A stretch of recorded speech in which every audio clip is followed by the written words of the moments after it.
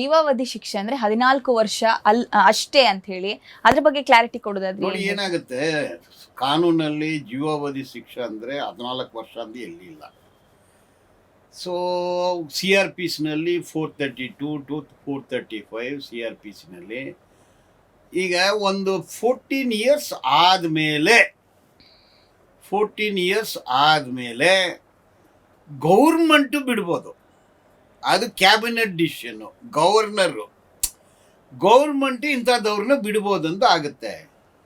So life ಅಂದರೆ ಲೈಫೇ. ಈ ಕೇಸಲ್ಲಿ ಶ್ರದ್ಧಾನಂದ ಕೇಸಲ್ಲಿ ಈಗ ಕನ್ವಿಕ್ಷನ್ ಆಗಿದ್ದೇ ಅವ್ರಿಗೆ 1992ನಲ್ಲೇ ಕನ್ವಿಕ್ಷನ್ ಆಯಿತು. ಇವತ್ತುವರೆಗೆ ಜೈಲಲ್ಲಿ ಇದ್ದಾರೆ. ಅದರಲ್ಲಿ death should be in the ಜೈಲನ್ನು ಮಾಡಿದರು.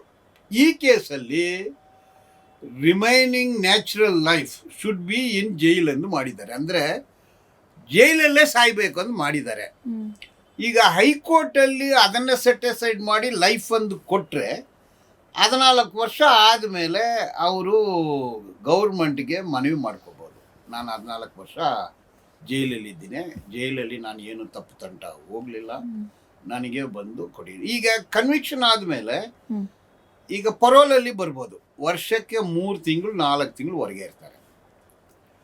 ಈಗ ಇವರು ಪರೋಲಲ್ಲಿ ಬರೋಕ್ಕಾಗಲ್ಲ, ಯಾಕಂದರೆ ಇನ್ನೂ 3 ಕೇಸ್ ಇದೆ. ಆ 3 ಕೇಸ್ ಮುಗಿಯೋ ತನಕ ಇವರು ಹೊರಗೆ ಬರೋ ಸಾಧ್ಯತೆನೇ ಇಲ್ಲ, ಜೈಲಲ್ಲೇ ಇರಬೇಕು. ಜೀನ್ಸ್ ಪ್ಯಾಂಟು, ರೇಬಾನ್ ಗ್ಲಾಸು, ಐಷಾರಾಮಿ ಜೀವನ, farm house, aeroplane, foreign tour ಎಲ್ಲ ಮುಗಿದೋಯ್ತು.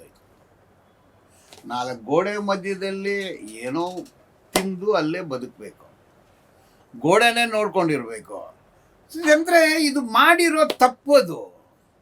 ಮದುವೆ ಮಾಡ್ಕೊಳ್ಳಿ, ಸಂಸಾರ ಮಾಡಿ, ಯಾರು ಬೇಡ ಅಂತ ಹೇಳಿದ್ದು?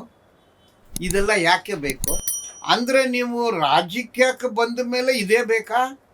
ಯಾರ್ಯಾರ ಮೇಲೆ ಎಲ್ಲೆಲ್ಲಿ ರೇಪು, ಧರ್ಮಸ್ಥಳದಲ್ಲಿ rape, Jarkiholi rape, Renukacharya rape, ಇನೋವಾದಲ್ಲಿ ರೇಪು, ಮಧ್ಯಪ್ರದೇಶಲ್ಲಿ ರೇಪು, ಎಲ್ಲ ಕಡೆನೂ ರೇಪು.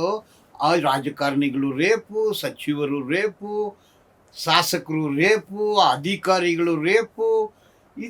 ಇದು ಸಮಾಜ ಇದನ್ನು ಒಪ್ಪೋದಿಲ್ಲ. ಅಂದರೆ ಜೀವಾವಧಿ ಶಿಕ್ಷೆ ಕೊಟ್ಟಿದ್ದು ಸರಿ ಅಂತೀನಿ.